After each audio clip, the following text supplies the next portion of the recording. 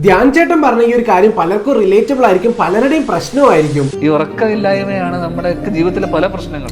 കാരണം over thinking, anxiety, depression, ഇതൊക്കെ നമുക്ക് കിട്ടുന്ന പരിപാടി എന്ന് വെച്ചാൽ ഇൻസോമിയ അല്ലെങ്കിൽ സ്ലീപ്ലെസ് രാത്രികളായിരിക്കും. അപ്പം നമ്മുടെ കംപ്ലീറ്റ്ലി നമ്മുടെ മെന്റൽ സ്റ്റെബിലിറ്റിനെ തന്നെ നശിപ്പിക്കുന്നത്. കാരണം സമാധാനത്തിൽ ഉറങ്ങുന്നവനാണ് ലോകത്തിലെ ഏറ്റവും വലിയ സന്തോഷമുള്ളത്. അതോടൊപ്പം തന്നെ ഈ ഉറക്കം കറക്റ്റായിട്ട് കിട്ടുന്നവൻ രാജാവാണ്.